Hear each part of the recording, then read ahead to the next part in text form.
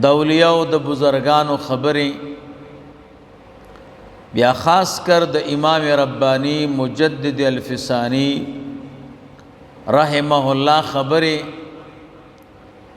او بیا د تصوف متعلق چې مونږ او تاسو سره ډېر ناشنا یو، دی باندې پوهېدل ګران کار دی.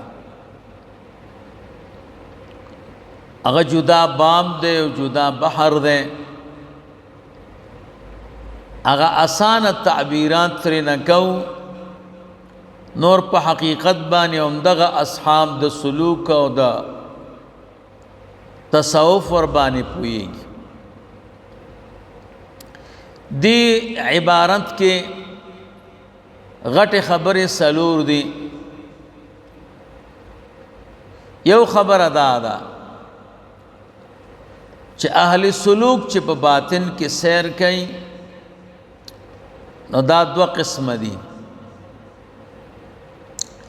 یو ته اصحاب السیر تفصیلی وایي،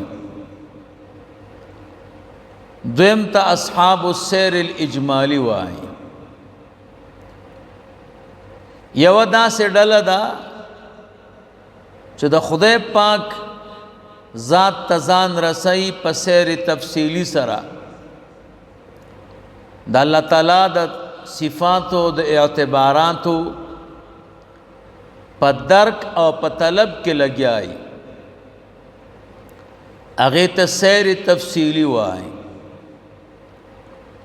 او هغې ته سیر تجلیات صفاتیه وایي. د دې جماعت د اولیاء د اهل سلوک نوم دی اصحاب الابرار او اصحاب القلوب، اصحاب الاشواق، د شوق والا خلق، ابرار او اصحاب القلوب. دا جماعت چې ده دوی سیر کوي، سیر تفصیلا. نو دا سیر تفصیلا د الله پاک ذات ته خو نه ختمیږي، نو دوی همیشه په طلب کی، خو طلب ورته ادراک د باری تعالی ورته نه پیدا کیږي. دوی مزلو کی خو آخره کې نا امید شي، وایي چې موږ محبوب ته نشو رسېدلی. نو دا ابرار دی، اصحاب القلوب دی،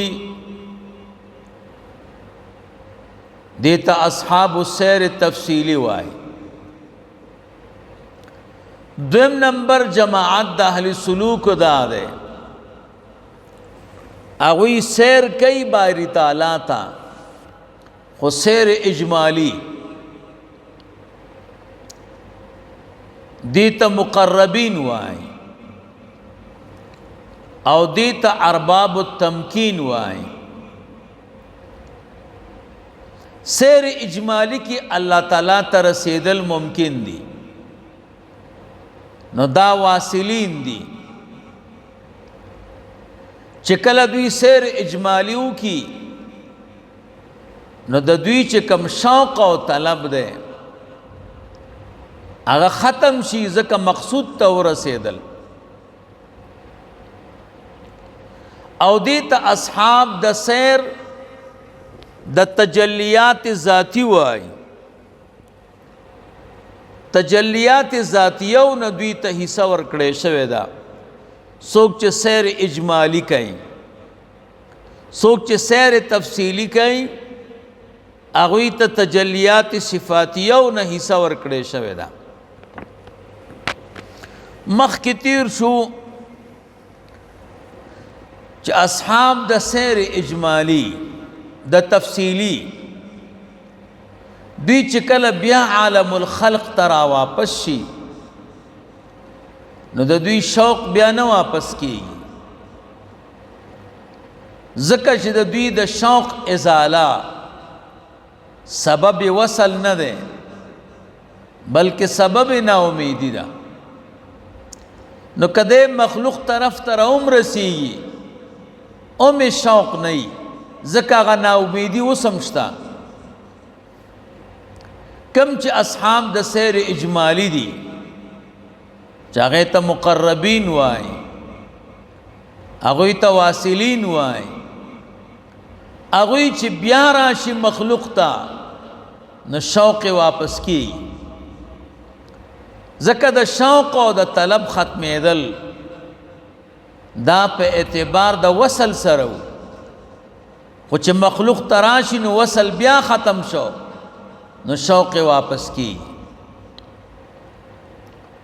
نو علما وای د واصلینو مرتبه د مقربینو مرتبه دا د ابرارو نه لوړه ده. علامه صدا د ابرارو د مقربینو منځ کې فرق څه دی او څه علامه ده؟ وی علامه دا ده څوک چې سیر تفصیلی کوي ابرار هغوی باندې وجد راځي، هغوی باندې تواجد راځي، هغوی باندې اضطراب او کیفیتونه راځي، خیزونه وهي، چغې وهي،